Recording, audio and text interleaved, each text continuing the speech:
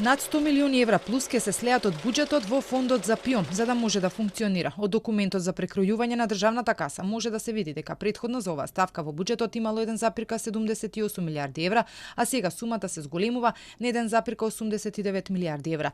За да се покрие пак дупката за пензии во ПИОМ, од буџетот се префрлаат над 60 милиони евра плюс, или вкупно за оваа ставка ќе има над 390 милиони евра. Со години за фондот за пензиско граѓаните немаат добра слика.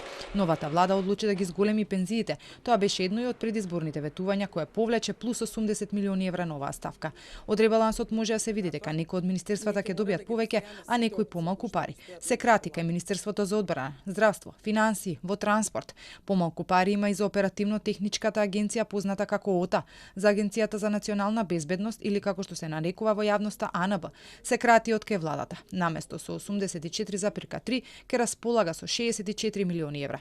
Помалку пари има и за Министерството за економија, кај кое се додава труд, а скратените се префрлаат во новото Министерство за енергетика. Исто така, во ова министерство се трансферираат и парите за гасификацијата. Повеќе пари има и за председателот на државата, за собранието, за МВР, Заводот за ревизија. Од документот може да се види дека се преполовува износот за изградба на клинички центар во Скопје и Штип. Помалку пари ќе има и за медицинска опрема во јавните здравствени установи. Во рамки на оваа програма офатени се активности за набавка на неопходна медицинска опрема со која би се овозможил подобар здравствен систем за граѓаните, односно подобри услуги и диагностика, како и престој во дневните болници. И за болницата во Кичево се издвојуваат помалку средства, а се крати и онака малата сума за изградба на амбуланти во рурални средини, а помалку пари ќе има и за изградба и реконструкција на студентски домови.